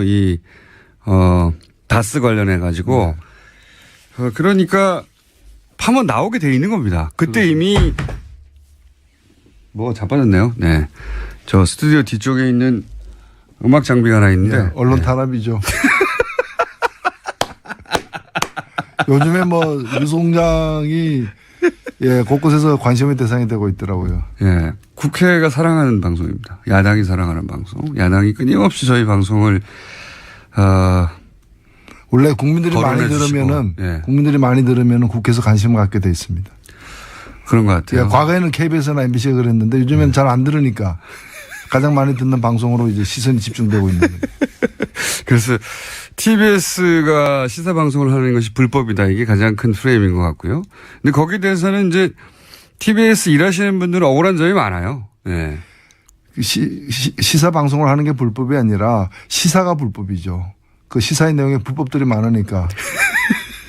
그리고 이게 못하라는 법이 있는 게 아니잖아요. 맞습니다. 제가 알고 있기로는 명문화된 거는 TBS 같은 경우는 상업 광고를 못하게 돼 있어요. 허가증에 그렇게 나와 있다고 해요. 허가증에 금지된, 왜냐면은 허가증에 그 시사 보도를 못하게 아예 명시한 것이 있습니다. 방송 허가를 낼 때.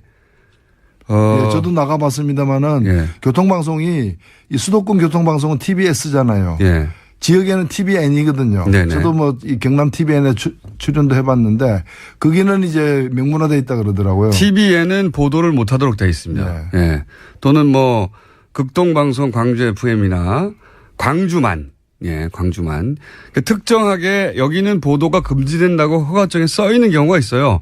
그거를 어기면은 불법이고요. 그럼 지금 여기 TBS는 없습니다. 그게. 상호 광고 안 하죠. 상호 방송 안 하죠. 예. 그러면 되잖아요. 그러니까 상호 광고만 허가증에 금지되어 있습니다. 구체적으로. 그래서 불법이 아닌데 TBS 있는 분들은 이제 피감기관이다 보니 그걸 세게 주장을 못 하잖아요. 예. 저는 피감기관이 아니거든요. 네, 사실관계를 말씀드립니다. 네. 그렇다. 네. 근데 이제 그걸 TBS를 문제 삼는 건 저 때문인데 그냥 저를 욕하세요. 그냥 저를 욕하시면 됩니다. 아니면 여기 출연해서 얘기하면 되잖아요. 출연 다들 하신 분이에요. 아니요. 아니, 그러니까 뭐 홍준표 대표도 이게 한번 출연하고. 아니, 지금 문제 삼는 분들이 예. 예, 출연 다들 많이 하신 분들입니다, 여기서. 예. 불법 방송에 출연하신 거죠. 주장에 의하면. 자, 하여튼 국회에서 뉴스 공장의 인기가 날로 높아가고 있습니다. 하루 만에 끝날 줄 알았더니 계속하고 있고요. TBS 사장님은 곤혹스러워하고 있습니다. 알 바 아닙니다, 저는. 뉴스 공장만 잘 되면 됩니다, 저는. 자, 박근혜 전 대통령이 이제 정치보복이라고 자신은 이제 20년을 받든 30년을 받든 상관 안 했다고. 예. 상관 않으시는 분의 그동안의 행태는 아니었어요, 사실. 예. 이번에 발표한 걸 보면은 본인이 직접 썼다고 하는 거 아니에요. 근데. 믿기진 않습니다만 저는. 예. 예. 너무 고급한 어휘들이 사용돼가지고. 일단 한마디로 요약하면 나는 무죄다, 이거. 그렇죠. 나를 정치적으로. 두 마디로 하면은 이제 최순실은 유죄다. 나는 무죄다. 이렇게 돼요. 속았다는 거 아닙니까, 본인이. 그렇죠. 예, 한 사람에 대한 믿음이 상상조차 하지 못한 배신으로 되돌아왔다. 그러니까 최순실이 유죄이면 확실하다. 그러나 나는 무죄다. 그 누구로부터 부정한 청탁을 받거나 들어준 사실이 없다라는 거잖아요. 예. 나는 무죄다라고 얘기하면서 이제 향후 재판부는 재판부의 뜻에 맡기겠다. 예. 재판은.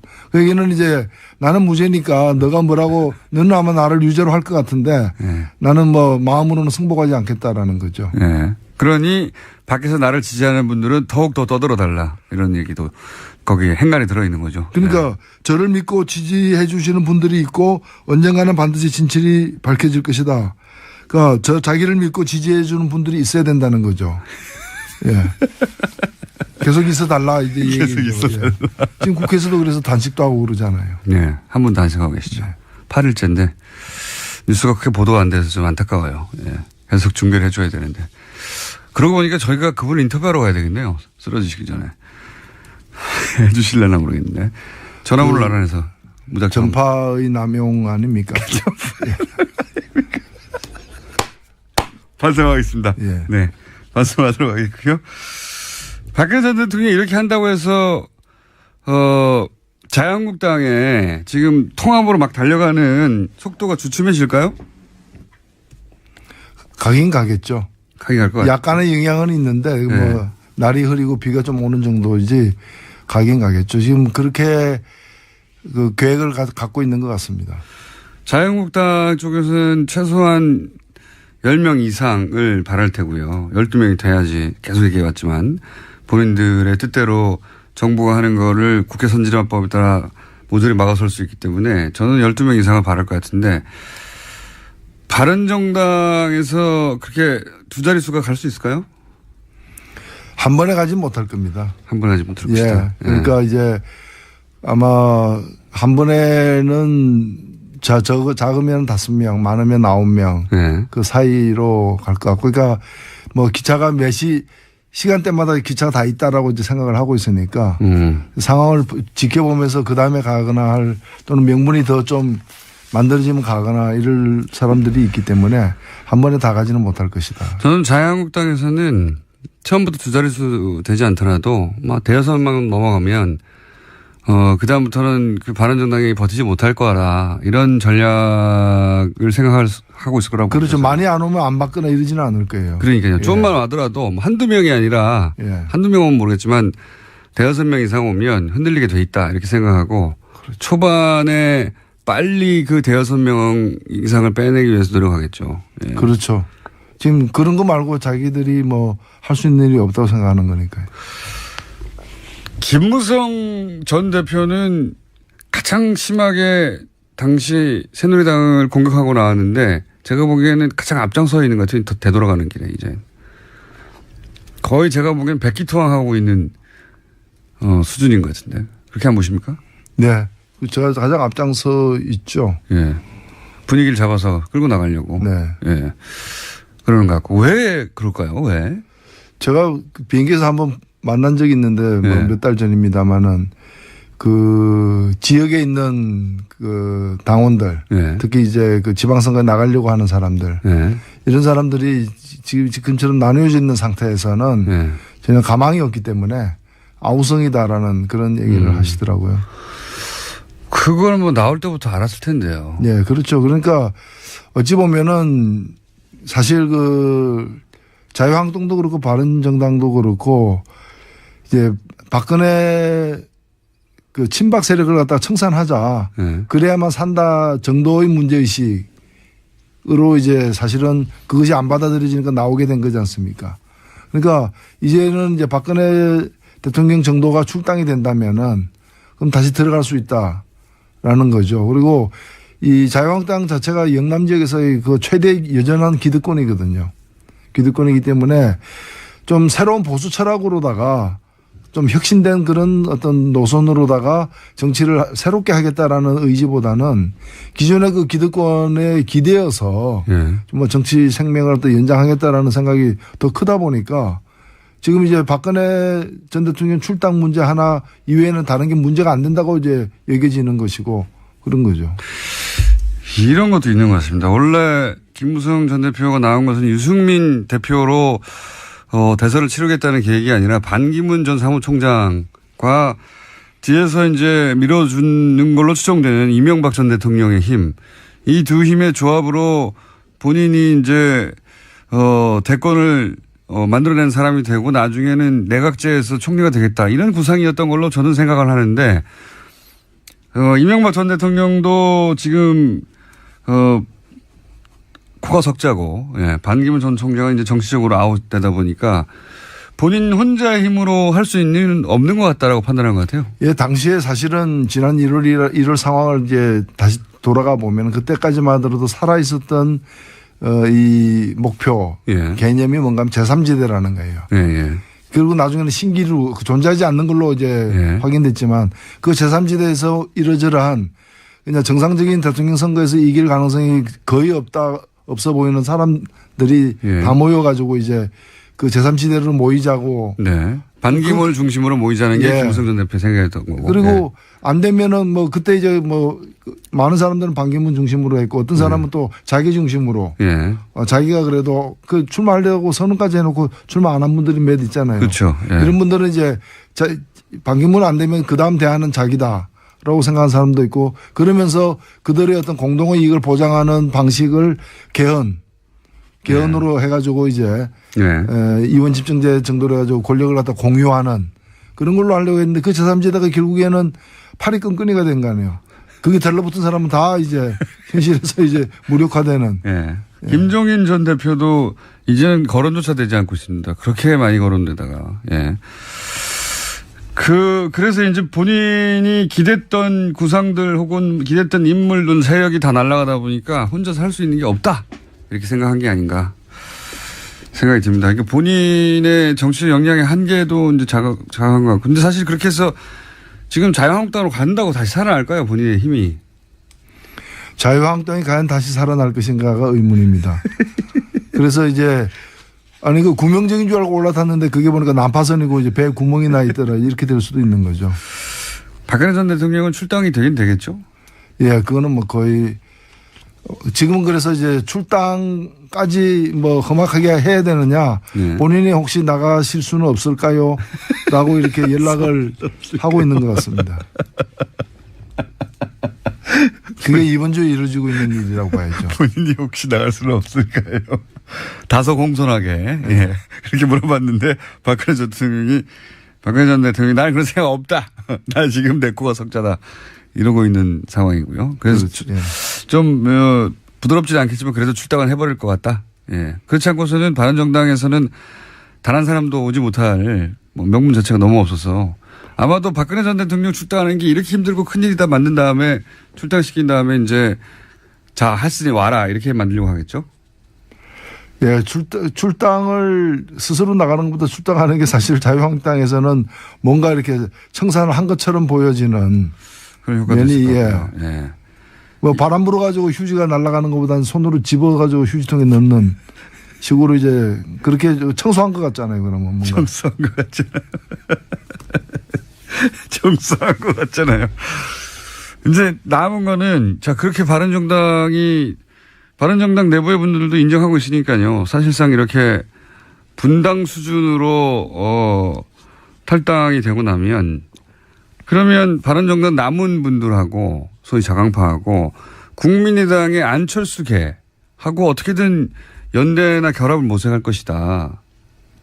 이런 얘기 있지 않습니까? 그 가능성은 어떻게 보십니까? 조선일보는 제발 그래달라고 하는 바람인 것 같던데 국민의당이 혹시라도 다수가 민정을 할까 봐.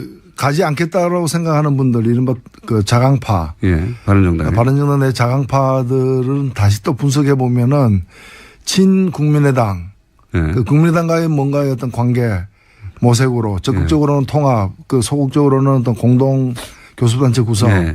이런 방식으로다가 그 활로를 개척하고 싶어 하는 분들이 있고 예. 또 다른 한편으로는 충분한 시간을 갖고서 자유한국당의 변화를 지켜보자. 예. 들어가긴 들어갈 건데 지금은 아니다. 예, 아니다라는 거죠. 예.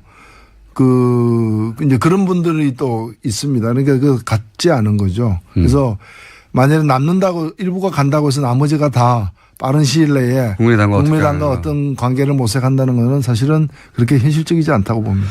그렇지만 이제 국민의당 입장에서는 거꾸로 이삭줍기를 하려고 예? 당연히 노력하지 않겠습니까? 그렇죠. 그리고 국민의당은 특히 국민의당의 이제 그 주류들 예. 같은 경우에는 일단 대통령 선거를 다음 대통령 선거를 의식하고 모든 걸 지금 예. 이제 하려고 하고 있기 안철수 때문에 대표 중심으로. 예. 결국에는 다음 대통령 선거 때 자유한국당에서 후보를 제대로 된 후보가 나올 가능성이 적다라고 보고 자유한국당의 지지까지 받는 범보수연합의 후보가 되고 싶어하는 경향이 날이 갈수록 진해지지 않을까. 안철수 예. 대표가 그런 점에서 이 바른정당을 본다는 거죠. 왜냐하면 지금은 바른정당하고 어떤 관계를 바른정당하고 국민의당 사이에 다리를 놓을까 말까 하고 있지만 다리를 놓았는데 가보니까 그 바른정당이 또 자유한국당하고 다리가 이미 있더라. 예. 이게 지금 하나의 섬과 섬을 잇는 거지만은 결국에는 이 두 개가 이어질 때 또 다른 섬하고도 이어질 수 있는 예. 결국에 어찌 보면 바른정당이라는 게 자유한국당하고의 거래를 하는 데 있어서의 중간 어떤 교두보로 예. 이렇게 의미가 있을 수 있다라고 보는 게 아니냐. 예. 그렇게 보시는 거군요. 예. 그래서 국민의당에서 그 바른정당을 갖다가 이렇게 가볍게 보지 않을 거라고 봅니다. 그거는 그 20명 예. 혹은 이제 떠나고 남은 뭐 열 몇 명 예. 이 중에서라기보다는 이게 결국에는 그 자유한국당으로 원래는 이게 육지였는데 이제 어떻게 하다 보니까 바다에 섬이 된 예. 그런 땅이라는 거죠. 바른정당이. 그러니까 자유한국당에 가 있는 보수 지지 세력도 끌어서 본인의 지지 기반으로 만들고 싶어 하는 욕망이 있다. 예. 그렇기 때문에 그런 의미에서의 바른정당의 소용, 예. 그 쓰임새가 있다는 거죠. 중간지대로서. 네. 그 중간에 우리가 바른정당 끌어가는 거 보면 우리는 보수까지도 다 포함할 수 있는 그런 정치 세력이다라고 주장하고 싶은 안철수계가 있는 것이고 또 그러니까 이런 거죠. 뭐 내가 보수로 전향했다가 아니고 예. 아니 뭐 보수도 나를 지지하네. 예. 뭐 이렇게 되는 거죠. 자, 그러면은 정의당의 국감 전략은요? 저희들은 촛불 국감입니다. 촛불 국감. 예, 저희들은 우리 촛불을 들었던 우리 국민들이 이게 나라냐라고 외쳤을 때 여러 가지 우리나라의 어떤 적폐라거나 또는 잘못된 정책 노선 등을 이제 시정하고 싶어 하는 그런 요구들이 이제 팽배했던 것이고 네. 그걸 관철하는 그런 국감이 돼야 된다 이렇게 생각하고 지금 준비를 하고 또 그렇게 하고 있습니다. 혹시 정의당에서 혹시 이것은 히트 상품이 될 것이야 하고 숨기고 있는 비장의 무기 있습니까? 네, 원래 그런 건 미리 얘기 안 합니다. 그런데 이제 분야라도 어떻게 해요? 어느 상임위에서 나올지. 예, 지금 뭐 국방이라거나 또는 우리 심상정 의원이 활약하고 있는 정무위원회라거나 또는 이정미 의원이 활약하고 있는 환경노동위원회 다 있어요. 예, 다 있죠. 그다음에 무엇보다도 이제 법사위. 예. 대표님이 활약하고 계신. 예, 그래서 굉장히 저희들 나름대로 선전하고 있다 봅니다. 이제 국감이 아주 초반기 3분의 1 네. 정도 지나고 있는 상황이어서. 아직 근데 국민들의 관심을 확 끌어당길 만한 사안이 터진 게 없어요. 보통 국감에서 이 정도 되면 한두 건은 터지는데 아직은 안 터지나요? 예, 이번 지금 국감이 묘한 것이 대개 보면은 이제 여당이 수비하고 야당이 공격하는데 네. 지금 보면은 과거 정권의 어떤 문제가 더 많이 드러나고 있기 때문에 네. 여당이 공격하고 야당이 수비하는 맞습니다. 저희들은 야당이지만 또 이 공격 대열에 서 있는 거죠, 같이. 맞습니다. 여당이 공격하고 야당이 수비한다. 여기서 야당은 이제 자유한국당이죠, 주로. 예. 네, 수비한다. 맞는 이야기네요. 특이한 국감입니다. 자, 국감 전략을 약 30초 가량 들어봤고요. 시간 벌써 다 가버렸네요. 예, 항상 시간은 짧습니다. 노회찬 대표님이 지금 준비하시고 있는 한방, 이거 언제 나옵니까? 예, 기다려 보십시오. 예, 조만간 곧 나옵니까? 예, 대검찰청에서 예. 터뜨리겠습니다. 다선은 누구 겁니까? 자, 오늘 여기까지 듣겠습니다. 지금까지 정의당의 노회찬 원내대표였습니다. 감사합니다. 네, 감사합니다. 자, 불친절한 AS. 오늘은 양지열 변호사에 관한 문자들이 좀 왔네요. 5분 대기자라고 했더니 워낙 섭외하면 즉시 달려오시는 분이라 이런 문자가 왔습니다. TBS 사옥 우측에 핑크색 작은 텐트가 하나 있는데 거기 사시는 거 아니냐고. TBS 당직실에 사시는 거 아니냐고. 예. 당직실에서도 이렇게 빨리 오진 못해요. 일어나고 세수하고 가야 되기 때문에 이미 세수하고 대기한다는 거죠. 예. 항상 감사함을 느끼고 있습니다. 예. 그래서 저희는 섭외가 잘 안 되거나 또는 게스트가 늦게 올 때 걱정을 하지 않습니다. 자동으로 1번으로 다 저장이 되어 있기 때문에. 예. 그리고 TBS 불법. 예. 그냥 김어준이 미운 거죠. 이런 문제가 많습니다. 맞습니다. 제가 미운 겁니다. 그리고 박용진 의원에 대해서는 박용진 의원의 호를 정해주셨네요. 많은 청취자분들이. 조지다 박용진. 어감은 좋지 않습니다만 기억에는 확 남습니다. 조지다 박용진. 표준어입니다. 국어사전에 따르면 호되게 때리다. 예, 이런 뜻입니다. 자, 그리고 역시 노회찬 의원의 코너에도 문제가 많이 왔습니다. 남태령 고개 얘기했는데, 예, 의왕구치소 가기 전에, 남태령 고개가 있거든요. 예, 근데 이제 거기 사시는 분인가 봐요. 거기는 내리막이 심해서 금방 의왕에 도착합니다. 노회찬 의원님이 후원금이 없다니요. 어떻게 후원하나요? 그거는 노회찬 의원실에 문의해 주세요. 저도 몰라요. 예. 의원실에 문의해 주십시오. 여기까지 하겠습니다.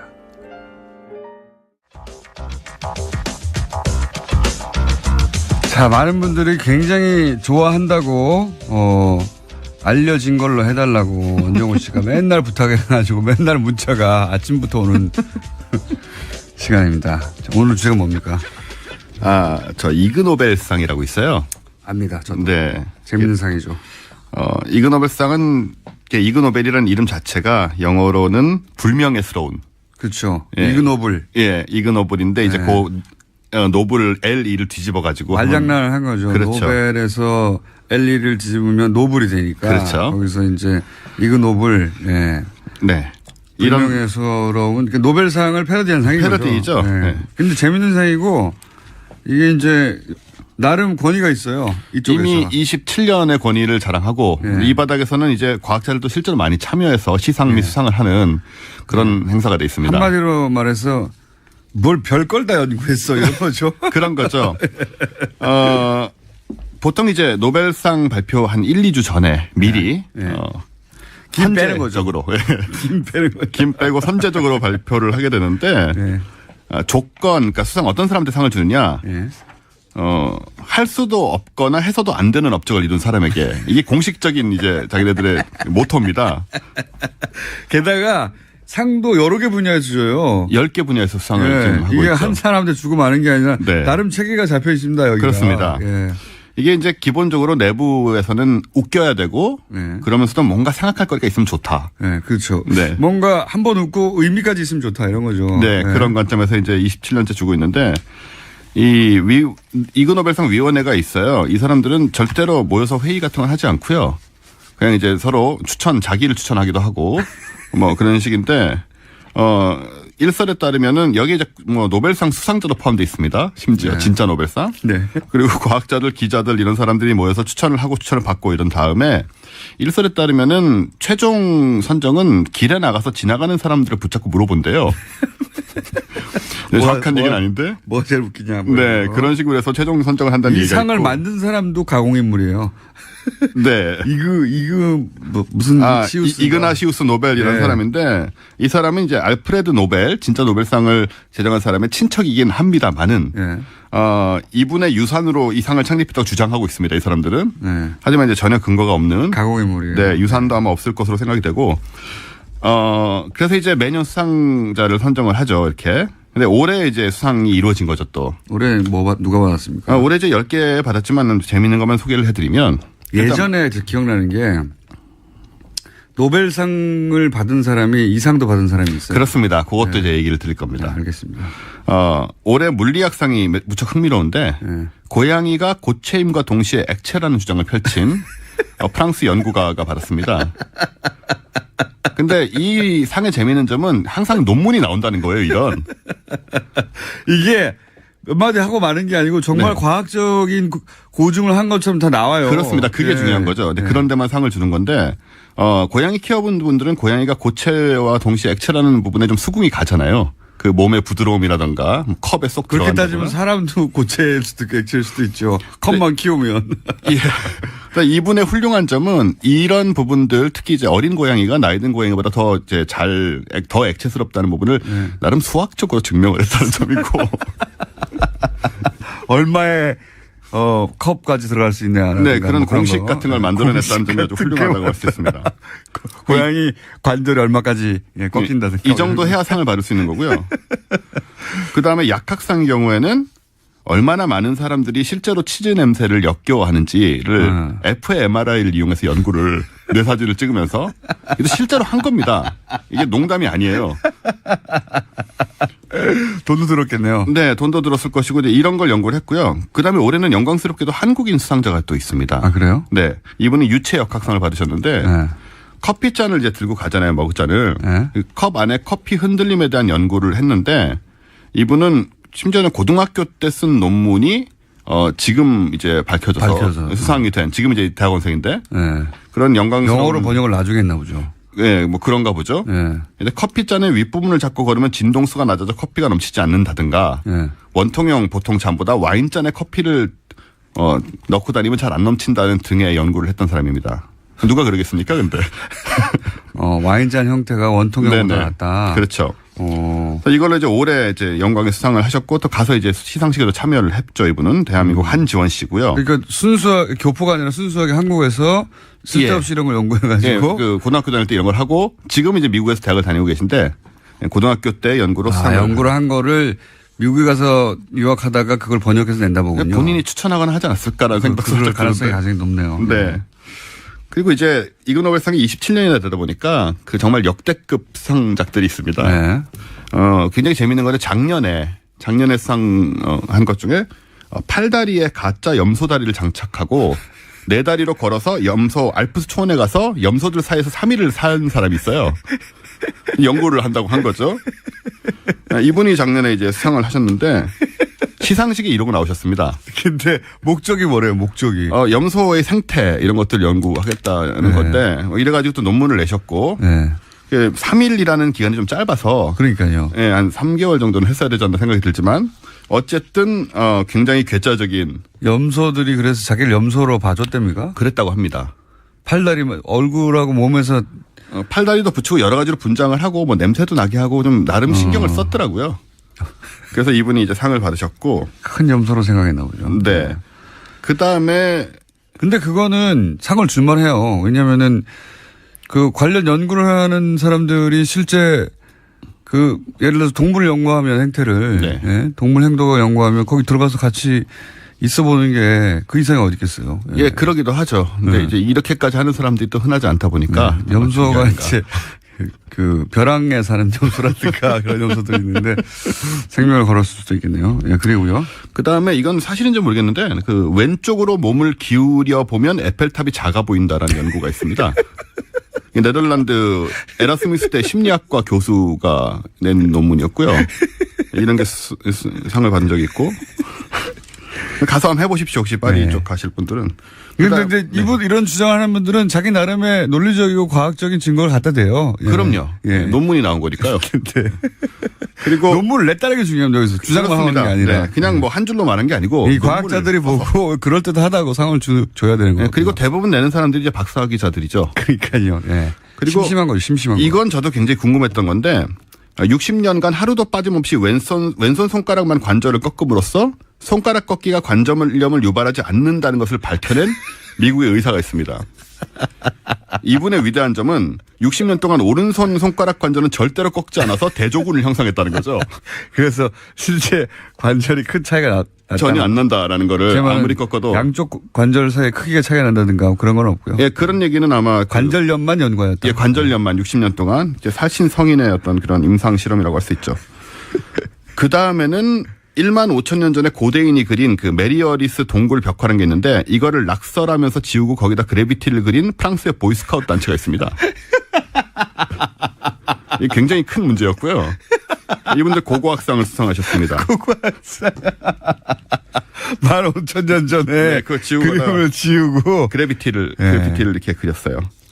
15,000년 후에 평가받을 수 있겠네요. 그렇습니다. 아니, 그거는 잡혀갔을 것 같은데. 뭐 아마 사법 처리가 되지 않았을까. 이건 형사 범죄가 아닌가 싶은데. 문화재를 파손하는 거 아닙니까? 네, 그렇습니다.